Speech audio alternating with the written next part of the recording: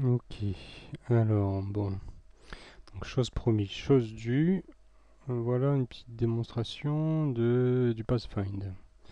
Alors d'abord, on va créer des petits objets. On va créer par exemple un cube qu'on va mettre ici. On va aller changer un peu sa taille. On va le faire un peu plus gros, comme ça. On va en créer un deuxième. On va mettre ici. Voilà, à peu près. Ensuite, qu'est-ce qu'on va faire? On va passer en mode Pathfinder. On va le mettre ici. On va lui demander de chercher les chemins. Donc là, ça tourne un petit peu. Il faut qu'il trouve. Donc tout ça, c'est quelque chose qui est fait une fois pour toutes.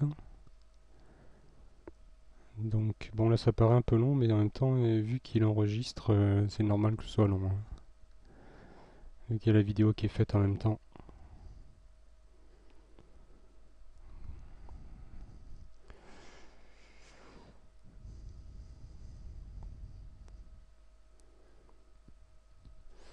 Voilà. Donc là, a priori, c'est fait. Alors là, qu'est-ce qu'on peut lui demander? On va lui demander de se déplacer un peu. Voilà, là je clique à différents endroits et donc il est capable d'y aller. Est-ce qu'il est capable d'aller sur ce cube? Non, là vous voyez je clique ici, il peut pas y aller. Est-ce qu'il est capable d'aller sur l'autre? Oui, il est capable de monter sur l'autre, donc vous voyez il évite les... Bon, des fois il rentre un peu dedans, c'est réglable avec un paramètre.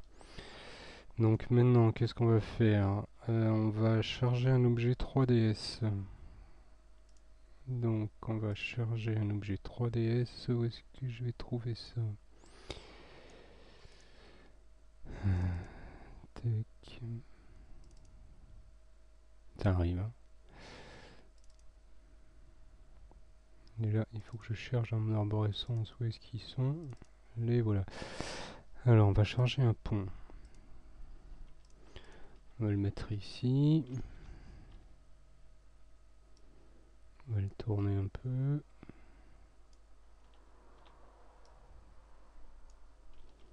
Donc là, tout à l'heure, on a vu qu'il pouvait aller, il pouvait pas aller sur n'importe quel cube. Enfin, il pouvait aller que sur un cube sur lequel il avait accès. Donc ça, c'est des paramètres aussi qui permettent de dire à quelle hauteur il peut monter. Là maintenant, on va lui faire un pont pour qu'il puisse avoir accès à l'autre.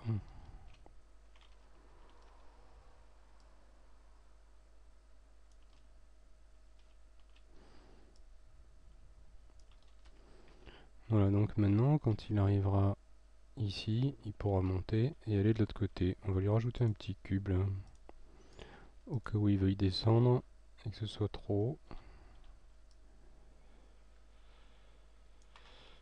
haut. Du coup, il risque peut-être de pouvoir monter, donc je vais diminuer un peu la taille du cube quand même. Voilà, voilà, voilà, voilà. Bon, ça c'est fait. Maintenant, on va revenir en mode Pathfinder, replacer le truc au centre, lancer la recherche automatique. Voilà. Donc là, toujours, ça prend un petit peu de temps.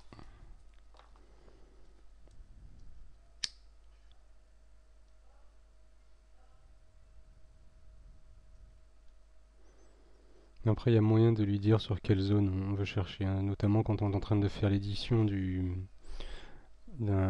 niveau, ben, on peut dire des petites zones et puis tester que le pathfinding marche correctement. Donc là, il a terminé. Donc là, je lui demande d'aller ici. Je vais lui demander de venir par ici maintenant. Et donc, vous voyez, hop, il prend le pont. Chose qu'il ne pouvait pas faire tout à l'heure parce que le pont n'existait pas. Donc tout ça, c'est automatique. On prend l'objet, on le plug dans la scène. Et automatiquement, il va aller calculer les endroits où il peut passer. Donc là, je lui redemande de venir ici. Ah bah cette fois-ci, il peut monter, vu que j'ai mis la petite marche là, il peut monter sur le bloc. Tout à l'heure, il pouvait pas.